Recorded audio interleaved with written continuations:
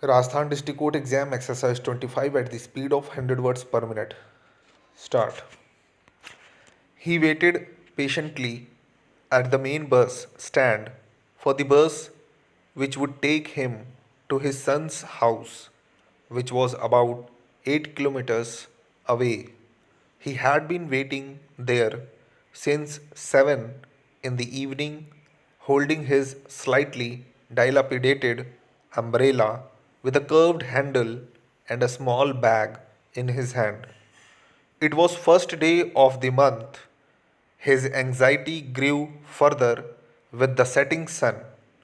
His son would return home by 8 in the night and he wanted to be there at the gate when he arrived. Stop para. Many buses came and dropped the passengers at the bus stand and within minutes went again with the next lot of passengers, both young and old, who were eagerly awaiting there. Each time a bus arrived, the old man looked at the name board enthusiastically and soon turned his face off disappointedly. He looked at his watch again for the fifth time within the last 30 minutes and heaved a deep sigh. The weather was not so pleasant, with a slight drizzle and the lightning and occasional thunders, thus making it all the more inconvenient to the passengers. Stop para. At last, the long awaited bus arrived with a jerk. The passengers were in a great hurry to get out of the bus, and soon after it became empty. Within seconds, the new passengers boarded the bus, pushing each other and conveniently ignoring the queue system. The old man too managed to get in and stood in the crowd, unable even to hold on to the strap provided for the purpose. Though there were seats demarcated for the senior citizens, they were occupied by those who got inside first, irrespective of their age. He looked around hopefully at the decently dressed co passengers for some kind hearted soul to get up and give him some place to sit, understanding an old man's plight, but his hopes were in vain. Stop para. While he was disappointedly trying to cope with his plight, he heard a gentle voice at his back. Sir, please take my seat. The old man turned to see an illiterate young lad clad in an old dhoti and a dusty shirt offering him his seat.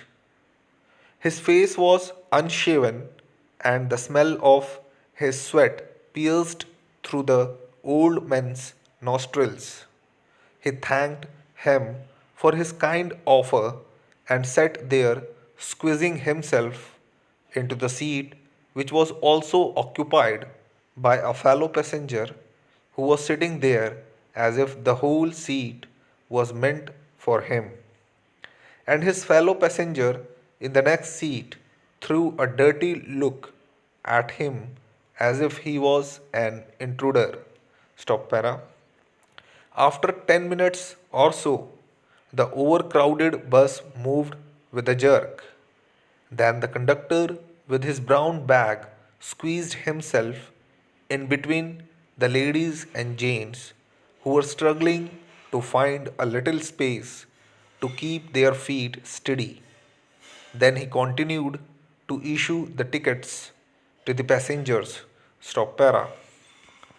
The old man was sitting thinking of his son and his family. All of a sudden, his attention was diverted to a well dressed young man in a white long sleeved shirt who was standing about 10 feet away, behaving a bit peculiarly. His hand was slowly moving towards another young person dressed in light blue shirt who stood in front of him. Within minutes, the old man noticed that the hand of the man with the white shirt rested on the other man's pocket.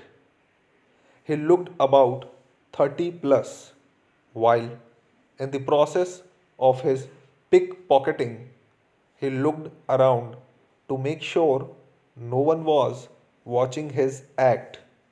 Unexpectedly, however, his eyes met the old man's as he was seriously watching his actions.